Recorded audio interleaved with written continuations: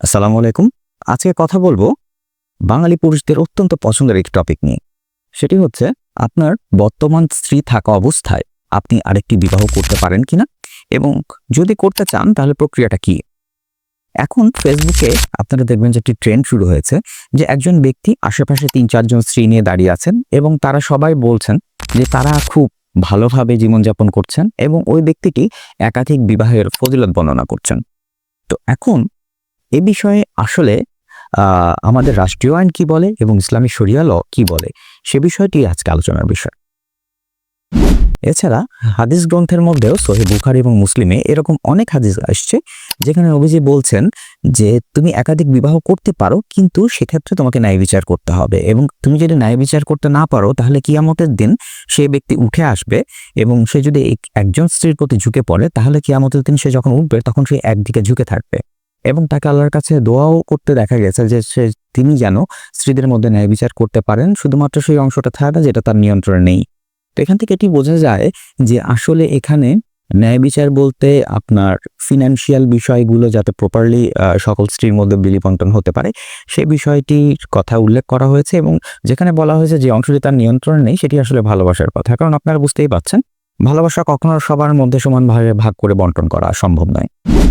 আমাদের রাষ্ট্রীয় আইন যেটি এ বিষয়ে সম্পর্কিত সেটি হচ্ছে মুসলিম ফ্যামিলি ল অর্ডিন্যান্স এবং এর ৬-৫ ধারা মূলত এই বিষয়টি আলোকপাত করছে এবং সেখানে বলা হয়েছে যে আপনি কখনোই আরবিট্রেশন কাউন্সিলের অনুমতি ছাড়া আরেকজনকে বিয়ে করতে পারবেন না একজন স্ত্রী উপস্থিতি থাকা অবস্থায়, এবং সেটা যদি করেন তাহলে সেটা পানিশেবল অফেন্স এবং সেই পানিশমেন্ট হতে পারে আপনার ১ বছর পর্যন্ত কারাদণ্ড অথবা ১০,০০০ টাকা জরিমানা অথবা উভয় দণ্ড। এখানে আমাদের মধ্যে একটা ভুল ধারণা কিন্তু আছে। আমরা সবসময় সবাইকে বলতে শুনি বা আমাদের ক্লায়েন্টরাও অনেকে এসে আমাদের বলেন যে আমার স্ত্রীর অনুমতি দিয়ে দিয়েছেন, স্ত্রীর কাছ থেকে একটি লিখিত সাদা কাগজও অনেকে নিয়ে আসেন, বা অনেকে এসে এই কথাও বলেন যে আমি আমার স্ত্রীর কাছ থেকে তাকে বুঝতে না দিয়ে তার কাছ থেকে সিগনেচার নিয়ে নেব এবং তার অনুমতি নিয়ে আমি কি আরেকটা বিয়ে করতে পারি কি পারি না। তো এই ভুল ধারণাটা আমার মনে হয় অবসান হওয়া দরকার। এখানে কিন্তু স্ত্রীর অনুমতির কথা আইনে বলা নাই, আইনে বলা আছে আরবিট্রেশন কাউন্সিলের অনুমতির কথা এবং সেই অনুমতি নেওয়ার একটি প্রক্রিয়া কিন্তু ৬-৫ ব্যাখ্যা করা আছে।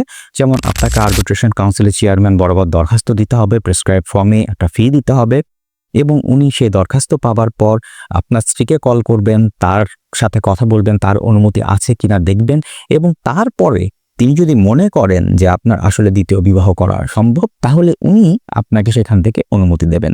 সো এখানে যে ভুল ধারণা আছে যে স্ত্রীর অনুমতি নিয়ে আপনি আরেকটি চট করে বিয়ে করতে পারবেন, ইটস নট লাইক দ্যাট। এখানে যে আইনের যে প্রভিশন সেটি হচ্ছে আপনি যদি বিয়ে করতে চান আপনি আরবিট্রেশন কাউন্সিলের চেয়ারম্যান বরাবর আবেদন করে সেখান থেকে আপনাকে অনুমতি দিতে হবে। দেখুন, চট করে দ্বিতীয় বিবাহ করে ফেললেই কিন্তু হলো না, এটার অনেক ধরনের ইমপ্লিকেশন আছে। আমরা অনেককে দেখেছি যে স্ত্রীর বিনা অনুমতিতে বিয়ে করার পরবর্তীতে তাদের বিরুদ্ধে মামলা রুজু হয়েছে এবং আপনি যদি চাকুরি করেন তাহলে কিন্তু আপনার বিরুদ্ধে যদি চার্জ ফ্রেম হয়ে যায় এবং পরবর্তীতে কনভিকশনের দিকে যায় তাহলে কিন্তু সেক্ষেত্রে আপনার চাকরি হারানোরও কিন্তু অনেক সময় সম্ভাবনা থেকে যায় এবং এ কারণে এই বিষয়টি খুব সতর্কতার সাথে আসলে আমাদেরকে বিবেচনা করতে হবে। নট অনলি দ্যাট, আপনি যখন সেকেন্ড ম্যারেজ করছেন তখন কিন্তু আপনাকে এটাও খেয়াল রাখতে হবে যে আমাদের ইসলামে যে ন্যায় বিচার করার কথা বলা হয়েছে সেটি আপনি করতে পারছেন কিনা। এই সেকেন্ড ম্যারেজ করার কারণে কিন্তু আপনার দুটো পরিবারের ওপরই একটা প্রভাব পড়ছে এবং সেখানে পারিবারিক দ্বন্দ্বেরও আমরা অনেক সূত্রপাত হতে দেখেছি এবং সবচেয়ে সমস্যা হয় আসলে নাবালক সন্তানদের নিয়ে। নাবালকরা যদি প্রথম পরিবারের ঘরে আপনার কোনো নাবালক সন্তান থাকে সেক্ষেত্রে তাদের উপর একটা কিন্তু এটা বিশাল মেন্টাল ট্রমা হয়।